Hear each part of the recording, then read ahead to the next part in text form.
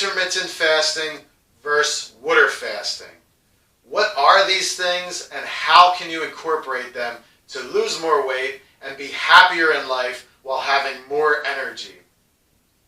Well, intermittent fasting is when you decide to only eat during a specific window of time during the day. So if you are going to eat for 8 hours a day, people will describe that as saying you're doing a 16-8 intermittent fasting window. So for 16 hours you're fasting, and then intermittently for 8 hours you're going to eat food. So that would be a 16-8 window. There are other intermittent fasting windows that are popular.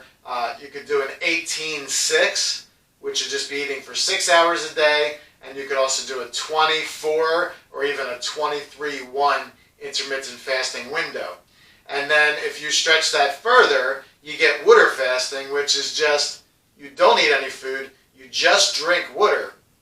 Now I've been doing that, this is day 23 for me, of just water fasting. But I didn't start out just not eating food and drinking water and being happy about it. Intermittent fasting was actually how I began this. And when I was doing intermittent fasting and I was doing the practice of Qigong, I had the energy to go longer and longer without any food. So how can you incorporate these ideas into losing weight and feeling better? Well, first off, if we're just eating out of control with no rules, then our appetite's going to be out of control. If we just eat whenever we have a thought about food, then we're training our appetite to just have no boundaries and to control us. It's just wild and free, and the results are not pretty. So through a little bit of discipline of intermittent fasting, we can actually start to control our appetite by training it to only eat at certain times of the day. So in the beginning, if you haven't ever done intermittent fasting, you'll probably want to start with a 16-8 window. So what that means is you're just going to pick 8 hours a day where you can eat food, and for the other 16 hours, you're not going to eat. And you want to kind of center that between the time you wake up and the time you go to sleep. You don't want to eat 2 to 3 hours before you go to bed because you want to digest your food a little bit more before going to sleep. And in the morning when you first wake up, you don't need to eat right away. And it's easier to wait a little while once you've woken up. So for most people, let's just say you wake up at 7 a.m. and go to bed at 10 p.m. So 7 a.m. wake up, 10 p.m. bedtime. Well, for most people, a good 8-hour window would be probably 10 a.m. to 6 p.m. So you have this 8-hour slot where you start eating at 10 a.m. to 6 p.m.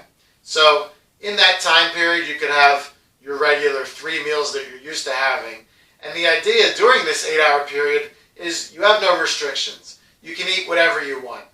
The goal is not to eat as much as you can. The goal is still just eat a meal till you're satisfied. And then if you have more on your plate and you've had enough to eat, save that for later. And if it's still within the 8 hours of time period and you get hungry again, you can eat again until the 8 hours is up, and then the day's over and you'll eat again tomorrow. Now initially, if that is breaking your habits of the way you're used to eating, then you might be hungry at other times, and it's going to take a little bit of discipline to say, no, I'm only going to eat during that time period. But the beauty of this is you can eat whatever you want. So eat until you're satisfied. And if you're just starting out with a 16-8 intermittent fasting window, it's probably a good idea to have that last meal right at the end at 6 p.m. So try not to eat anything from 4 to 6 because you won't be hungry at 6 to eat. The reason for eating at the end of your window is because that should keep you full enough until bedtime at 10 p.m. and then you're going to sleep and wake up the next day. So if you make it to bedtime, you've made it to the next day in reality. So doing that 8-hour window is a good start. Now you can always jump ahead and do whatever you want. This is very flexible. But saying that you started at that 8-hour window, the next step would be this. You would still have your 8-hour window, but then the next day you could shrink it to, instead of 10 to 6, you could do noon to 6 or even 11 to 6. Another way to shrink your window is just after you do this consistently, let's say you do this for a week, we're not in any hurries here. You do that for a week, you're still going to lose weight. You're still restricting your calorie intake and your food intake to 8 hours a day. So get used to that where that's kind of comfortable and easy for you. And then what you can also do is at 10 a.m. when you're technically allowed to eat, you can say, well, I'll eat when I'm hungry and see how far you can stretch it. If you're not hungry at 10, don't eat at 10. Wait until noon. Wait until 1 even. But after you get comfortable with the 8-hour window, shrink it to 6 or 4. You can go from 8 to 4 with no problem. If you do go from 8 to 4, then you're basically going to have one meal at the beginning of that 4-hour window and one meal at the end. So I've found that it's much easier to start my window as late in the day as possible. So from 10 to 6 would be a good 4-hour window. Keeping the 6 o'clock closer to your bedtime so that that last meal fills you up. You're not hungry right before bed, and this nighttime eating is a big problem for a lot of people. And if 2 o'clock is too late, you can move it back to 5 and have a 1 to 5 window.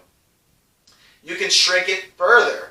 After you get used to, for let's say another week, eating from 1 to 5 or 2 to 6 in a 4-hour window, you're eating basically 2 meals a day. So the one meal, and then 4 hours later, your other meal.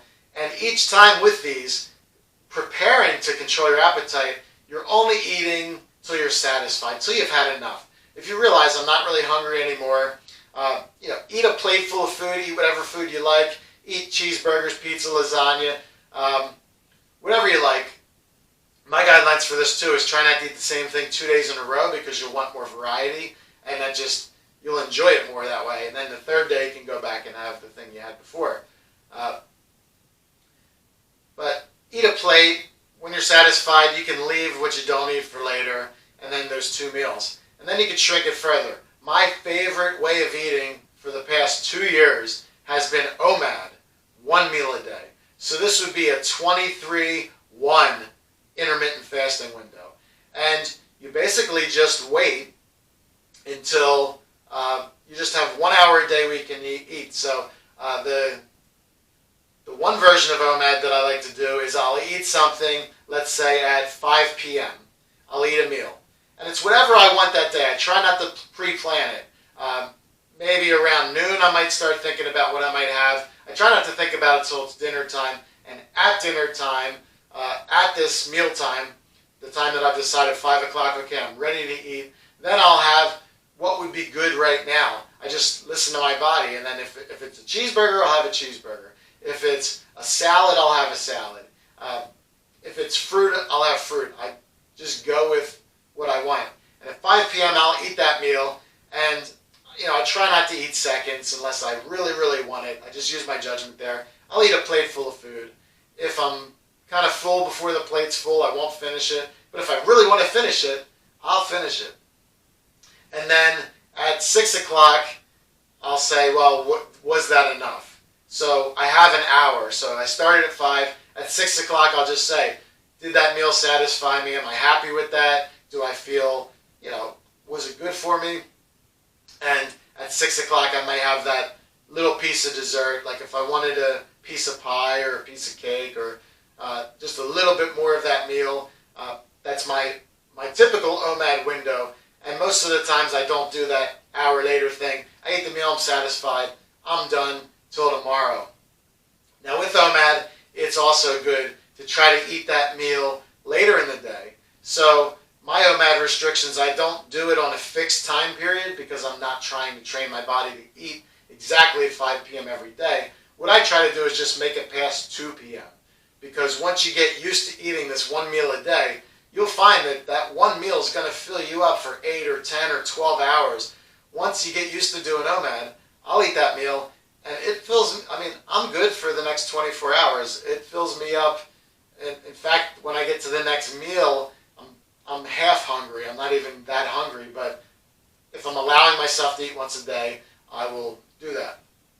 So it's good to try to make it past 2 p.m., I find, just so that it's later in the day and it fills you up for the rest of the day, so you're not getting hungry around 8 or 10 p.m. right before you have to go to sleep. So that's the one modification. So you can float your OMAD window. You can also float your intermittent fasting window. You can use your appetite as a guide. If you were doing a 4-hour intermittent fasting window, you could just, in the morning, wait till you're hungry. Stretch it out as long as you can. And then when you really, really, really want it, let's say it happens at 10 a.m., you really want that meal because just that day, it's just, it's just there. For your happiness, you just have to have it. Start the 4-hour window at 10 a.m., and then you'll end it at 2 p.m. So then you can maybe have something else at 2 p.m., and you're good for the rest of the day. For me, I found once you have these controlled intermittent fasting windows, meals are going to fill you up a lot longer just because you've controlled your appetite. You've gotten rid of a lot of this wild appetite. But the bottom line recommendation for whether you're doing intermittent fasting or water fasting is if you keep shrinking your intermittent fasting windows, shrink it to OMAD.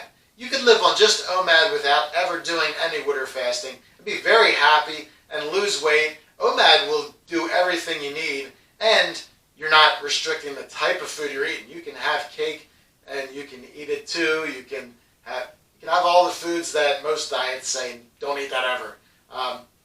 You'll realize you're eating one meal a day. You're going to start to crave healthy stuff because you need healthy stuff too.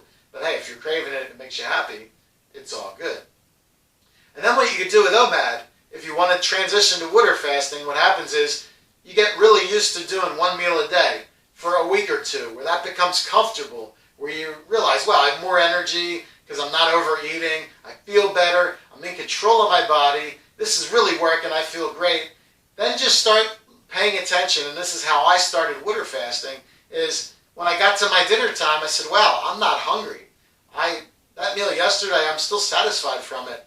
And then when you get to your OMAD and it's 5 p.m., you can say, well, I'm not hungry. Maybe I'll eat later if I'm hungry. You can always do that. 7 p.m., 8 p.m. goes by, you're still not hungry. You know what? I don't need that meal today. If you put that meal to tomorrow, you just water fasted for 24 hours. You just had a pure fast. So you can do that. You can turn intermittent fasting into water fasting and just follow. Only once you make OMAD your habit, the decision to skip one meal becomes such a light, easy decision that can turn into water fasting. And then you realize, well, I can go a day without food, kind of no problem, and I feel good doing it. And then if you make that a regular practice, once in a while you might realize, well, I just went 2 days. I didn't really want it the second day either. I'm good. This is a very gentle, easy way to ease into fasting. And that's how I began, with just doing OMAD, and OMAD turned into 2-day, 3-day, 5-day water fast. I just stretched it to see how long can I keep going and feeling good. Well, today it's 23 days of that. No food, water fasting, high energy. The reason why I've been able to do that is the practice of Qigong. So if you want to learn more about Qigong, there's a free Discovering Qi course that's linked to from below. There's lots of good videos on YouTube, so you feel free to explore that. And I'm curious about your experience. Have you tried intermittent fasting? Have you tried water fasting? What's working well for you? Leave a comment below. I'd love to hear your story. And I'll be back tomorrow with another video about my water fasting experience over the past 21 days and beyond. Hala.